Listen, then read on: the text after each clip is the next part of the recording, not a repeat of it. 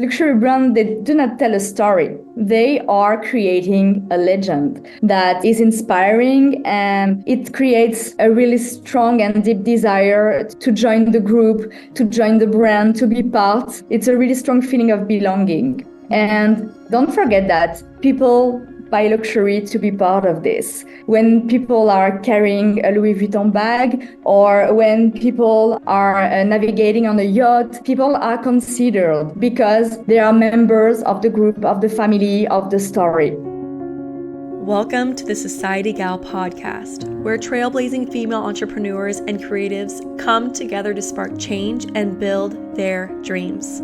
This is where your passion meets purpose, and together, we're crafting a future where everyone has the tools to succeed.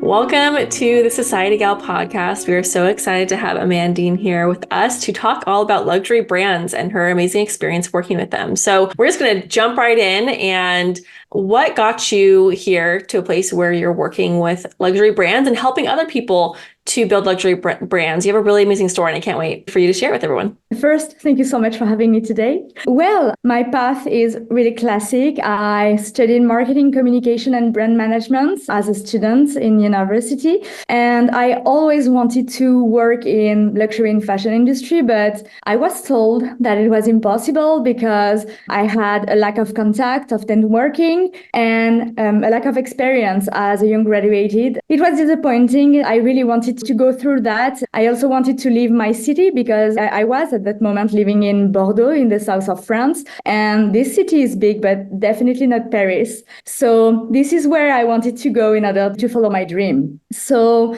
I waited, and after 6 months, I just found a job in Paris in the fashion and private sale industry. So it was absolutely amazing. And my job was to recruit models, to manage private sales, and to be the creative director for photo shootings in studio or in amazing places in Paris, such as the Louvre or anything. So can you imagine that as just a young graduated from the suburb, from the countryside of France? It was amazing. It was insane. And I stayed in that job for 2 years, 2 years and a half. And I was recruited in Geneva, Switzerland to work with luxury brands, also for a private sales company. So it was really amazing, my first management experience. And after 2 years and a half, 3 years, I had to come back. During that moment, I started to work for a tech startup in my city. And I was the only one employee in a co-working in Bordeaux, and the other part of the company was in Nice, in the south of France. And I was acting as a marketing and communication manager alone for this company in Bordeaux.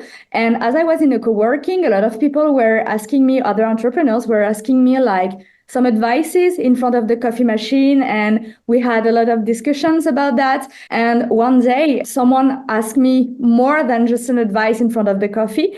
And I was like, okay, I think that maybe I need to start a consulting business, or maybe something in order to help beginners into marketing and communication topics. So this is what I did. It was in April 2018. And on my way, month after month, I found that I was more drawn into luxury brands like I was doing when I was in Paris or Geneva. And I decided to come back to my first love and specialize in branding topics and with experienced entrepreneurs, because it was more my stuff. So this is how I came here. And today, so I work with spiritual female and with entrepreneurs, coaches, consultants, and CEOs from all over the world. And I help them create, manage their business and reposition also their business into luxury one. I love it. I love that you have experience, which we'll talk more about as we dig into the topics, but more experience in not only just in the service-based industry, but with all sorts of luxury brands and working in different positions within the luxury world. I mean, you have really great insight on who wants luxury, who they are, and what they want specifically. So let's dig into that. Let's dig into what you call the 3 pillars of a luxury brand. So tell us a little bit about those 3 pillars and how everyone listening to this can up-level themselves to become that luxury brand and reach those higher market clients that are ready to pay for a more luxury, amazing experience that we have the ability to create. So go ahead and dig into that. Yeah, so the first pillars, and this is from my point of view, this is not the truth. This is my truth from my experience and my past experience. The first one is, to me, exclusivity. So a luxury brand to me is really rare and exclusive. And this exclusivity is usually created by the price and the availability of the offer of the products you deliver. The perfect example is Hermes. When you go to an Hermes boutique, the brand embodies that so perfectly. This is a sales assistant who is offering you an appointment to get a really expensive bag. And this bag comes from a quota. So you cannot just jump into an Hermes boutique and say, well, let's give me a Birkin 35. You can't. You are offered the opportunity to get a luxury bag because the sales assistant that you are seeing is seeing that you could be an amazing representative of the brand by carrying this bag. So honestly, this is really, it's not so complicated. And you can, for example, create like VIP membership. You can create limited offers when offering your services. So limited in time, limited in the number of spots available. You can create waiting list. The goal is to create desire, really create desire in order to get people the desire to work with you. And you can also create behind the scene offers. This is what I do, for example, with my business. I created some offers that are especially dedicated to my current clients only. So if we didn't work together previously, you have no access to this offer. These offers are absolutely invisible on my website. And some are visible, but it is specified on my website that I cannot do that with you if I didn't do branding with you before. For example, I do not offer website if someone did not made his or her branding with me previously. I also offer some services that require to be sure that the person I am working with will be a good match with me because, for example, we will have a really close or intensive one-to-one together. So this is why I only make these offers available to women I already work with previously.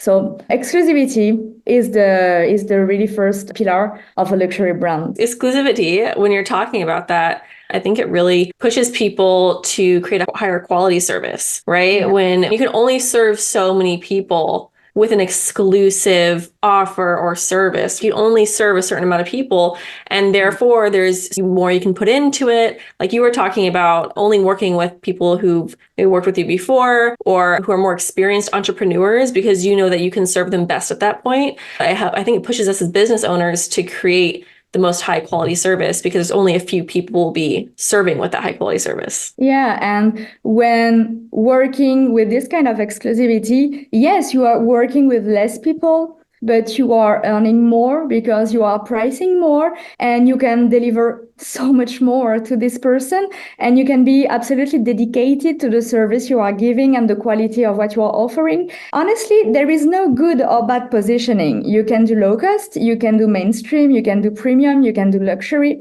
I'm not here to say you must do luxury brand. This is the better positioning. No, everything is okay, but you just need to be consistent and to assume what you are doing. And if you are doing luxury, if you are doing exclusivity, excellence, you need to price in the right way. Sometimes when I see something like affordable luxury, to me, it's a marketing nonsense. You cannot do affordable luxury. By definition, these two words are not matching together. Luxury is not affordable because if you are doing luxury, you are doing tailor-made offers, you are doing excellence, and all these things have a price. So this cannot be affordable. If it's affordable, it's disappointing because you are not bringing the expected quality of what you promise. Awesome. And then can you speak on I think you were talking about excellence. But speak on that pillar, excellence. Yeah, this is the second one. To me, maybe this is the most important one. Excellence is an amazing work ethic. It's really high expertise from you, the founder, because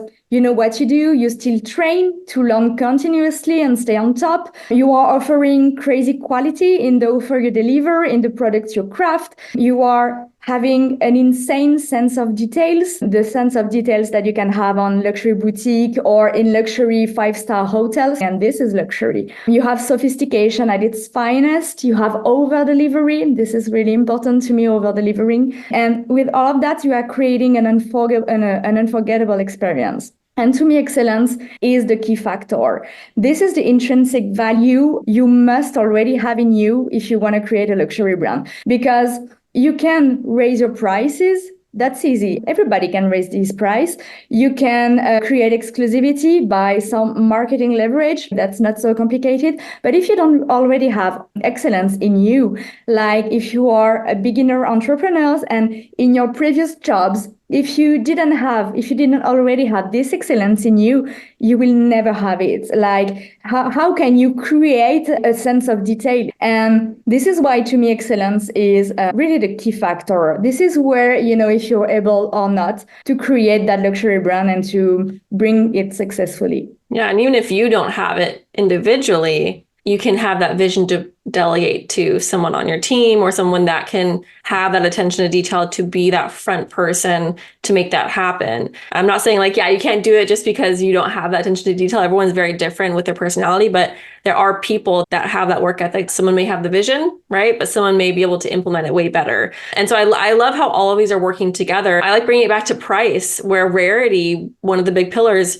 is by the price. Like, it's rare because of the price. And I think a lot of us think, like you were saying, okay, we can do luxury, affordable luxury. A lot of people try to go towards that affordable luxury thing, but you really can't offer the service that is best, like the best possible thing, without the price that's going to support that, right? Because like you can't put the funds in or the work in or the time to actually create that experience at that price point. This is why the fact that luxury brands are expensive, the price is really the third pillar to me. When you think about a luxury offer, usually these offers are custom made, excellent, so they need time. And how could you give that time if you are doing small prices that are affordable to everybody? If you have 1,000 person working with you, you cannot offer the pillars of luxury, and that's really complicated. And when someone tell me that Chanel is doing affordable luxury by offering like lipsticks at $40, for example, or Chloe is making sunglasses for $400. Yes, but to me, it's not luxury, because these glasses are almost crafted in China in industries, and the lipsticks are not made like handmade by a craftsman or anything. It's made in factories next to maybe L'Oreal other lipsticks. It's just the packaging, which is better, and maybe one or two components inside, but it's not crafted. It's not made with love by hands, tailor-made and everything. And this is really important. This is why you cannot just put a logo, increase the price, and say, yes, I increased the price, but it's not too expensive. So this is affordable luxury. No, brands are just creating these kind of offers in order to allow people to buy a little piece of the legend, a little piece of the brand, and to let people say, yes, I have my lipstick too, so I am part of the group. I am part of the brand. It's not really luxury. I'm sorry. Yeah. I mean, I love how you explain that, because I think a lot of people, I mean, a lot of entrepreneurs that are listening to this, I think fear going up to that price, because I think no one's going to buy or anything. But I like how you said it's not just the price that's going to raise, it's the whole experience of exclusivity and excellence, like that whole client experience. And I think if you do have a passion for serving and putting every tiny, amazing, detailed thing into that experience and making it the best for that person, and like you said, a longer process, that you can be a luxury brand or a luxury business. And so off that, kind of what are your thoughts on competition when it comes to competition? Because it's like, again, people are like, well, I don't want to be too expensive, or, but when it comes to luxury brands, how does that play into competition as far as like helping you stand out as because you are luxury, because you are in a higher price point? What are your thoughts on that? So first of all, I just want to say one little thing about the price. If people are listening to us, don't be afraid about raising your price, and don't rush about that. This is not an obligation to go from like 200 to 5,000, because being aligned with your price is the most important. And if we take an example, Tony Robbins today, who is working and doing coaching for 1 million, he didn't start at that price. Maybe it started by doing $90 sessions. What is really important is that if you already have the pillars like excellence and this idea of exclusivity, you can raise your price regularly and slowly just in order to feel challenged but comfortable at the same time. Not too comfortable, because if we are staying too comfortable, it's not a good thing, but raising your price slowly. $50 a coaching session, and maybe in 1 year you will be at 200, and this is great. And you will learn, you will get experience, you will train, you will become better, a really good expert, and with the experience you will increase like quickly your prices. But if you don't feel comfortable, don't put like a 2,000 coaching session just because you feel that it's the right thing to become a luxury brand. If you're not aligned, it will not work. So having like the goal or, who you want to become and implementing that into your business right now, right? Like implementing luxury pieces right now slowly until you build to that brand. But I love what you're saying of just you can be that, like you can develop that. It takes time, but as long as you're looking at that like lighthouse over there of the luxury brand you can become, you can do stuff right now to build that right now and make, your business become luxury. Yeah.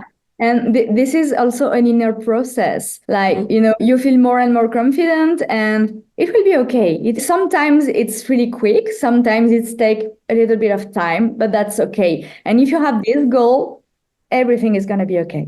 To answer to your question about competitors, by definition, luxury do not have competition because luxury is not based on a market. When someone is creating a luxury brand, whether it's in fashion, in cosmetics or anything, they are not looking at the market, at what the market is doing. They are just paving their own way and going and creating their own legend. They are creating their own story, their own definition of their market activity, and they do not watch at what competitors do. This is the definition of luxury. They are creating the legend. They are trendsetters. They are not trend followers. So to me, honestly, I absolutely never watch at my competitors, especially also because I am in a creative field. And if I go and watch what other people are creating, I am scared of being more than inspired. So I really don't want this. So I do not watch what competitors are doing because honestly, I don't care. I am doing my way. I am doing how I feel, and that's it. And usually what I say to my clients is that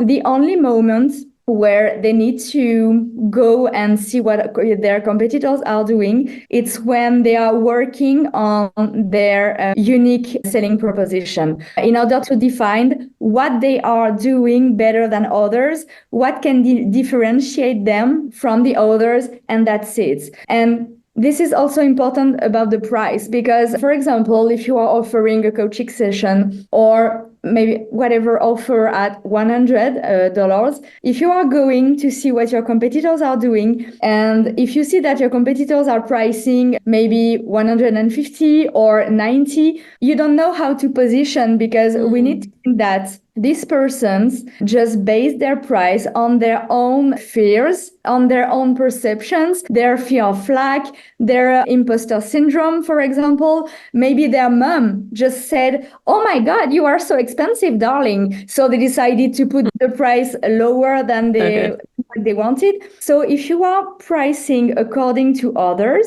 you are basing your price on all the fears and all the perceptions of the other. Honestly, you really need to think about your own value and what you are bringing to your clients. If you feel that your price is better at 200 than 100, go ahead. And if you are excellent, if you know how to explain what the value is and what you bring to the table, it's perfectly fine. And if you feel that you are more expensive than the market, you studied. If you don't follow my advices, just don't do that. But if you feel that you're more expensive, just relax and you will find the people who will see your own value and show what you can do, show your work.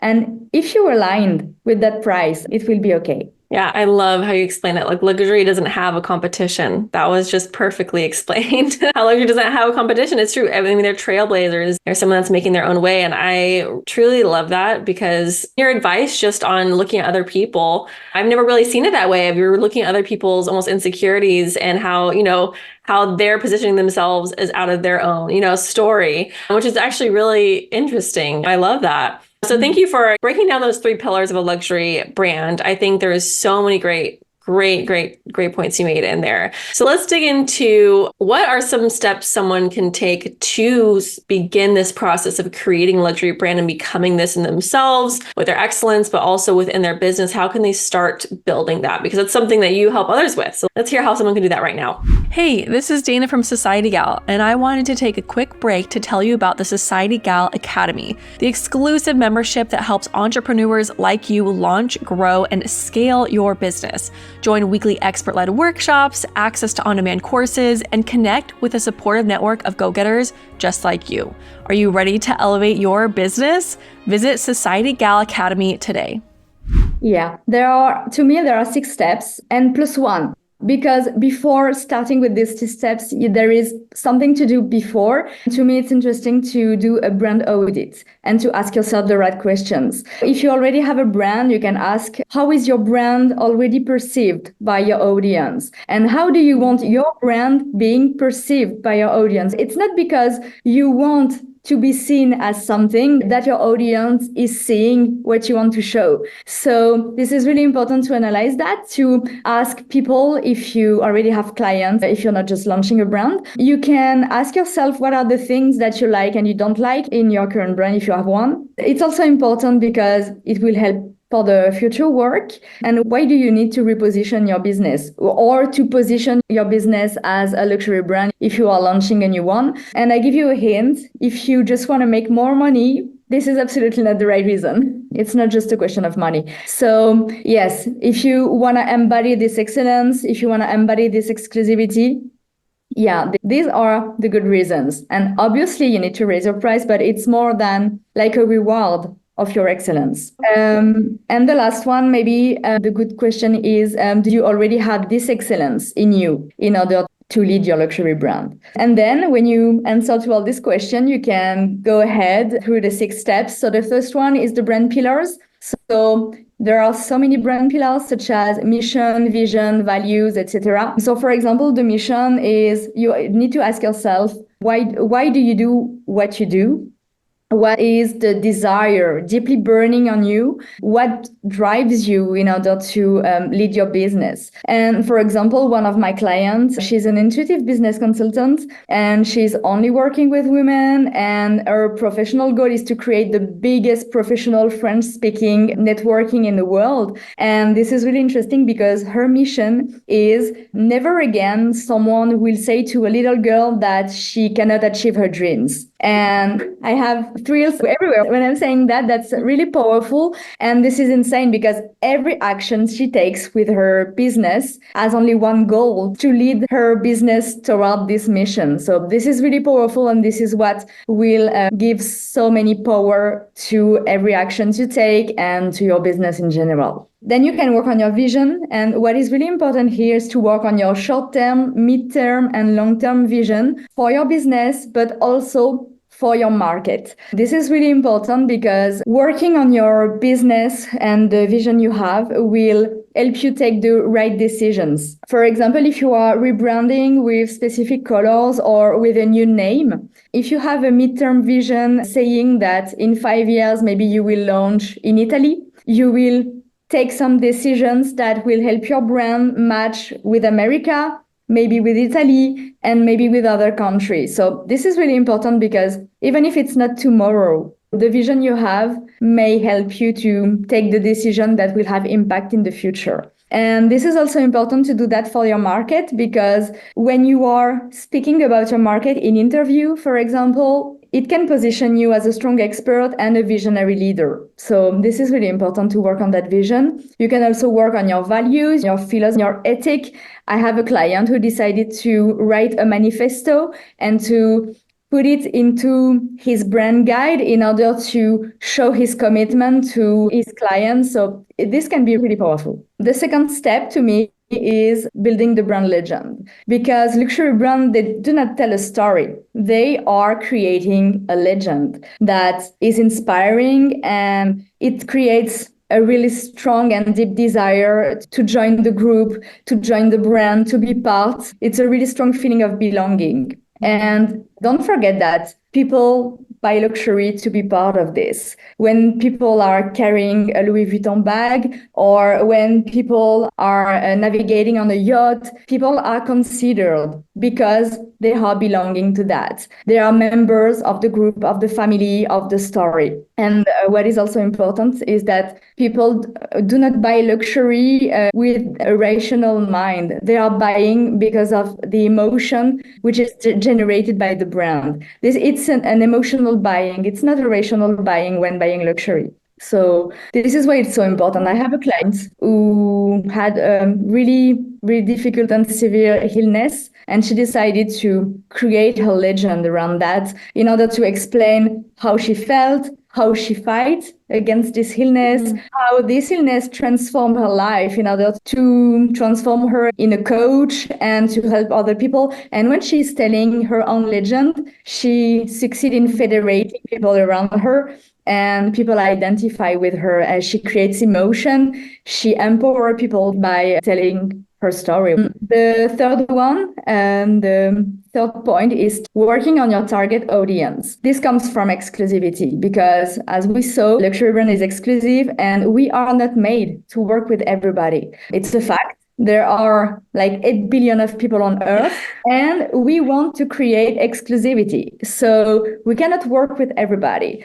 So the work here is to check which niche can you serve and who you can serve in the most efficient way possible, and where you are excellent at. These are the 3 points that can help you to define your target audience. And this is really important because if you know who you are talking about, it's easier to work with these people and to sell them, because this is our goal. Even if in luxury, you do not say, I want to sell you something, but it's a fact. We all need to sell. And yes, this is really important. I have one of my clients, she was a coach and she desired to work with like really experienced entrepreneurs in a really specific niche. But at the same time, when she was publishing on Instagram and in her newsletter, she was doing really basic advices because she felt the need to also talk to beginners entrepreneurs in order to help everybody to get the amazing business they deserve.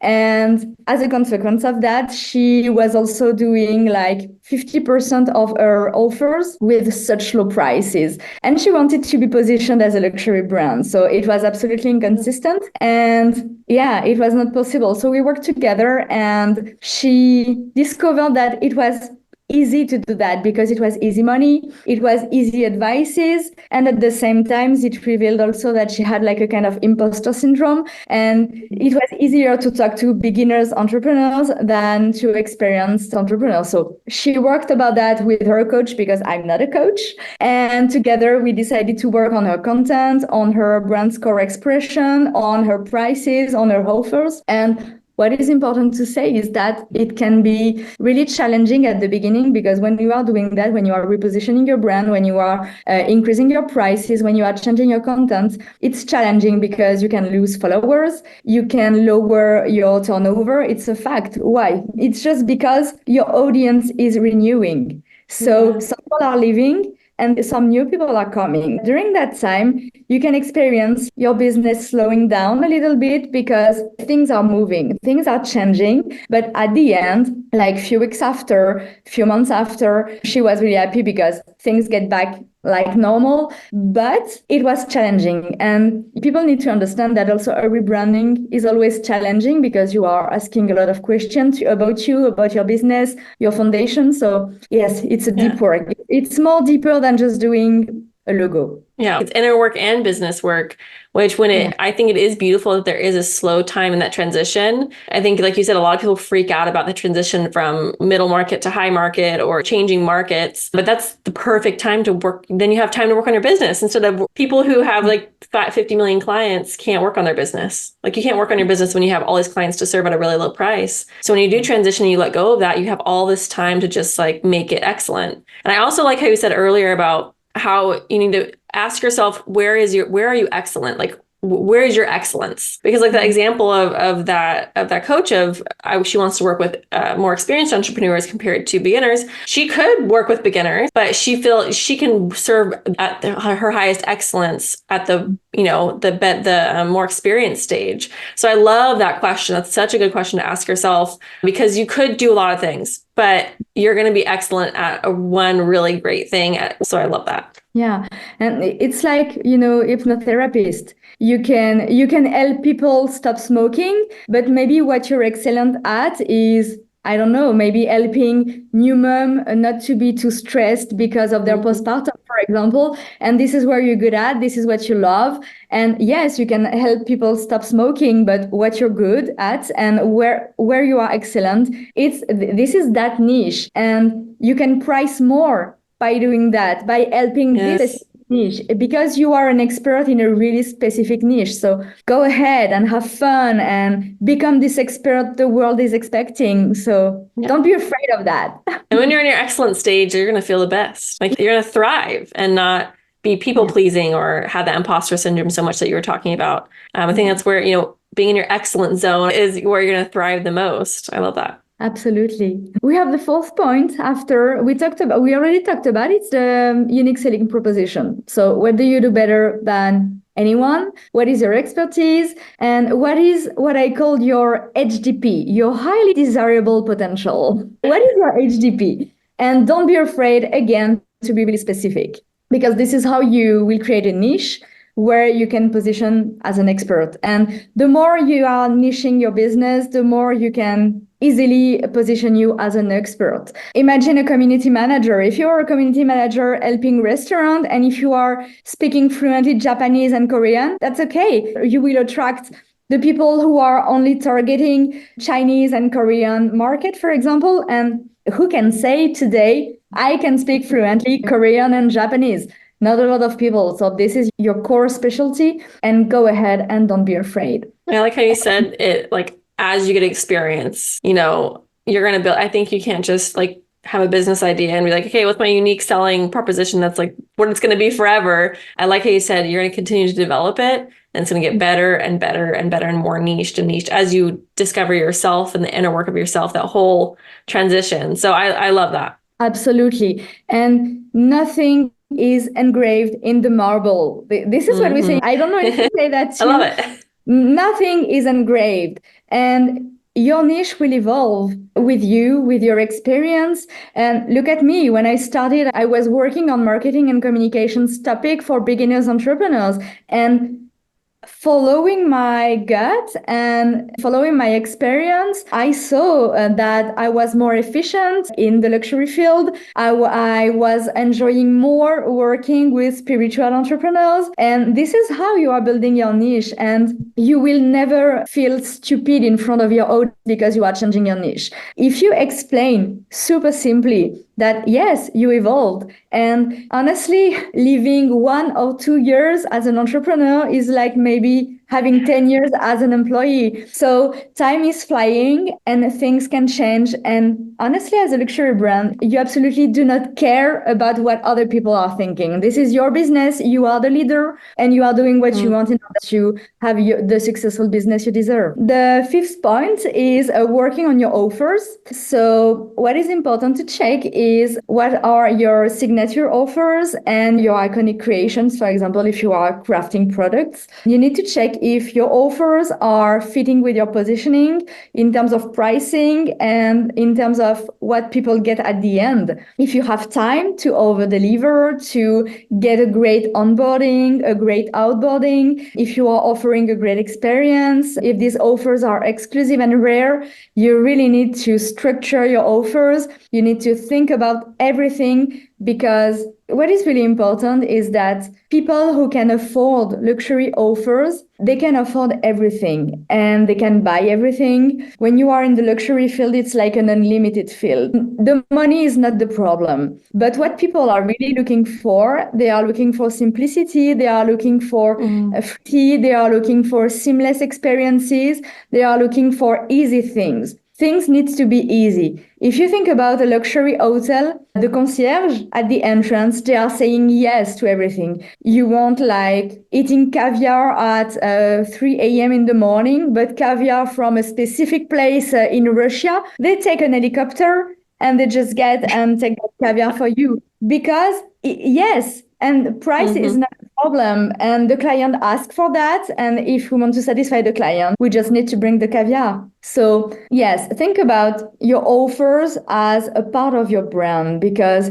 this is what people are looking for. They are not only looking for a result, they are looking for the whole experience and the whole process. The process is also part of the experience. So anything needs to be seamless and really easy. This is what people are looking for. What is also important with offers is the way you are talking to people about the offers, because we need to keep in mind that when people are buying luxury, they are not buying from a place of need, a place of fear. They are not buying with their pain points. When people are buying luxury, they are buying from desire, from their dreams, from what they want to get. It's really not the same vibe. For example, if people are a virtual assistant, if you are positioned as a luxury brand, maybe today, you can say, are you tired of working 80 hours per week, coming back home at night and not seeing your kids because you missed bedtime again? Click on this button and I will help you. This comes from a place of fear, a place of lack of time, for example.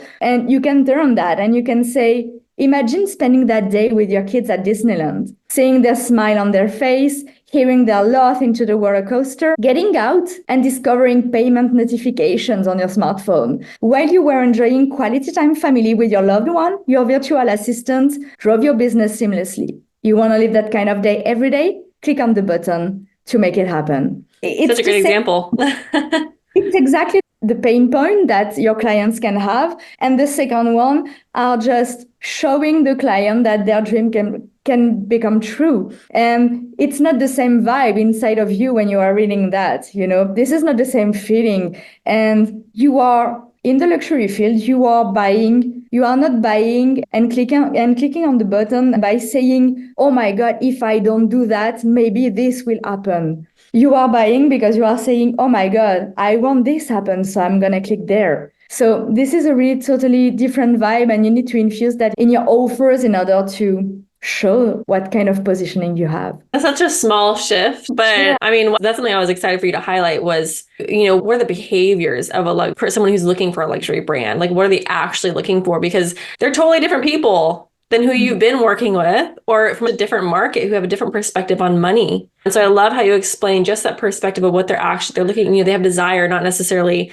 they always have problems and they need solved. So I love that just slight shift that you can make in positioning. It's awesome. Yeah, we need to keep in mind that there is a difference between I need a car and I want that car. Like, people need a car to go to work, and if you want to get a car to go to work, maybe you buy a Ford. Price shop for one. Yeah. And who today he's saying, oh my God, I am dreaming about having a Ford. No, but people are saying, oh my God, I am dreaming of having an Aston Martin. So this is a really different point of view, and we really need to keep that in mind. If you need a car, you get a Ford. If you desire, if you are dreaming about that car, you buy an Aston Martin, you get a Porsche, you get a Ferrari, you get a Lamborghini, whatever. And it's not just the same market. It's not just the same vocabulary. It's not just the same feeling when you go and buy it. Then if you want to be a luxury brand, you need to keep that in mind.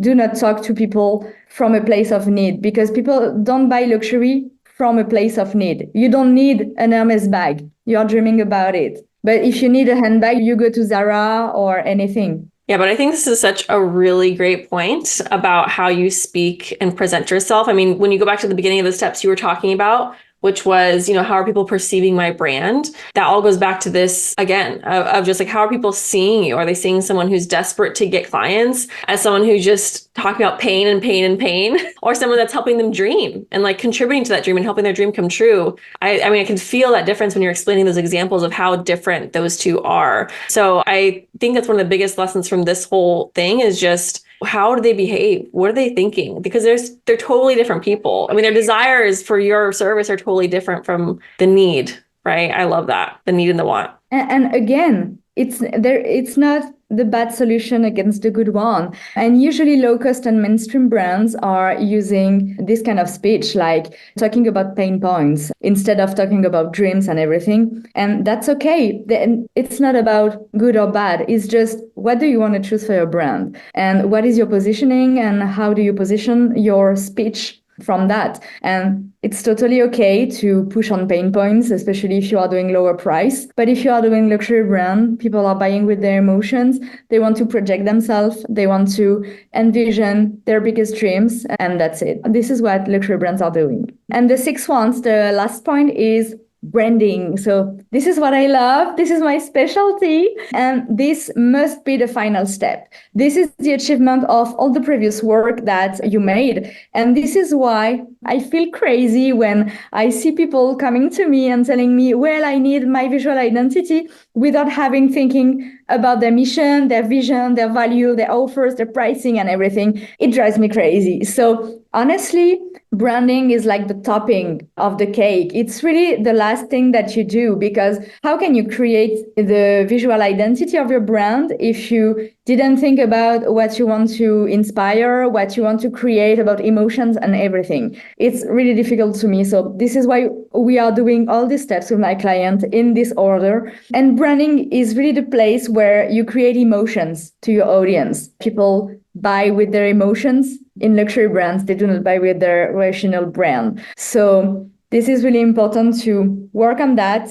Branding is also where you will translate your brand into the matter. You will create something tangible about your brand. And this is also where you will start building the trust. This is how you create a trustable brand, by working on that. So to me, usually I start with my client by asking them two huge and big and deep questions. The first one is, if you were about to launch a branding party in order to present your brand to the world, to your co-workers, to your contractors, to your partners, to your family, what kind of brand party would you have? So do this party take place on the beach, in a New York loft, in a Parisian apartment? What kind of food will you have on that brand party? Will you have finger food, molecular food made by a chef live? What kind of music? Deep, and you go deep, and asking these questions, you will have your brand vibe, because honestly, having a beach party like with fires and marshmallow is absolutely not the same that having a super edgy party in an old industry with graffitis and performers and everything. So work on that, go really deep, and then do your brand's Chinese portrait. If my brand were a food, it would be chocolate, popcorn, sausage, burger, anything. If my brand was an actress or an actor or a celebrity, if you think about Kate Winslet and maybe Jennifer Aniston, this is absolutely not the same vibe. If my brand was a plant, if my brand was, I don't know, maybe a city, yeah, you need to go really, really deep, ask like maybe 100 questions in order to get the vibe of your brand. Then we are working on their tone of voice. So what kind of tone the brand will have, what kind of vocabulary the brand will use. Is there forbidden words? Do the brand use slang, a formal tone, relaxed tone of voice? This is really important to define everything, because when you are working with contractors, with employees, everything needs to be really structured in order to make people speak in the same way. Then you can also work on your brand's core expression. Is there any allowed or forbidden topics? What will your brand talk about? This is really the work of people who are working on your social media, for example, and you will structure their work. This will also help you to make collaboration. If, for example, you are a coach and you don't want to talk about sexuality, you will maybe not make partnership with a love coach or some kind of professional like this. So this also will help you structure your business. And then only after that, you are working on your brand identity. So you are starting with your visual identity. So the fonts, the color palette, the graphic design, the logo, and everything, the really classical visual identity. And then you can also go deeper and create a multi-sensory brand identity by working on your brand's taste, on your brand's musicality, on your brand's touch, fragrance, and developing, for example, a specific fragrance for your brand, developing a specific taste. And this is absolutely unlimited. And this is why I love so much my work. I mean, your passion just flows through when you speak about it. But what such good questions and ways to think of your brand. Like there's lots of things you said that I never even thought of how to think of my own brand. The questions you asked of just so detailed and so like expansive on all the little things that we can think about to show off our brand. And I love how all the things we just talked about in this podcast, all that work to build up to the visual. And I think a lot of people work on the visual first and just think the visual will do the work for me. But really what you explained, there's so much work behind the visual for the visual to work. It can't just be visual and it can't just be the other, right? They have to work together. And the pre-work really builds the visual, the taste, the smell, all those amazing things the details of the brand that make a huge difference. I love that. Yeah. And honestly, I think that this is why people are usually bored by their visual identity. And this is why people are working on their logo and their brand identity like every 2 years, because at first they are not going deeper enough, or they want a visual identity too quickly. And this is also why I usually work with experienced entrepreneurs with years of experience in business. It's because working on your branding in general, and with me, as I have luxury standards because of my position, it's an investment. When some people are coming to me and saying, oh, I just launched my business and I would be really happy to work with you, I ask some questions, because my goal is not to make people pay and be disappointed because their business changed. Like the 2 first years of business, everything is changing so fast. Maybe you can change your target, you can change your whole activity, maybe you can change your market, you can change everything. So usually what I tell people is, okay, if you're not sure that in 2 years you will do the same activity, if you're not sure of that, wait 2 years and come back to me in 2 years in order to invest, because you will be sure at that moment that where you at is the great place for you and the right moment for you. And I'm really exhausted when I see so many people saying to young entrepreneurs and beginners, oh, you absolutely need a logo and a full branding. No, I'm sorry. I absolutely do not agree with that. You don't need a name. You don't need a full branding, the whole package, because your business will change so fast that maybe you will spend your money and regret it in few months. Instead of that, make it super simple. You already have a name. Your name is already a brand name. So don't spend 2 weeks searching an original name or something funny or anything. Use your name. Go on Canva. Don't waste your money. Go on Canva. Find like 2 beautiful and elegant fonts, like a short color palette, create something really simple, elegant. The less is the better. And wait and put money aside until the moment you are sure that, okay, you are in the right place, you have the right clients and everything. You are ready to go deeper and to do this work. Because if you don't, in my opinion, in 2 years, you will pay again for another brand and for another visual identity, because you will not go deeper enough. And you'll want someone to take you through that process. I mean, I've gone through that process with a web designer, brand designer, and you'll want someone who's really like expert like Amandine to like take you through that process, because you need someone to help you go deeper when it comes to your visual branding, and even deeper than that. And so I love that advice. I totally agree with that. I think the first few years, be simple, just get yourself out there. But then, when you feel sure, I love that. So, well, thank you, Amandine, for coming on. I mean, there is just, I'm just amazed by you and so inspired by all you had to share.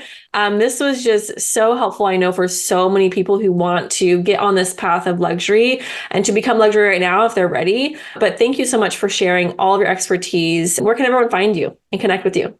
You can connect with me on Instagram. So at next_branding. So next is written NXT. You can find me on my website, next-branding.com. And you can find me on my podcast. But if you go on my Instagram, you have the link in bio and everything is linked to my website too. So just find me and join me on Instagram and send me a DM. I would be more than happy to chat with you. Oh yeah, listen to our podcast. There's so many more juicy things she digs deeper in. Well, thank you, Amandine, for coming on with us. Thank you so much for being on. Thank you so much for having me. Thank you.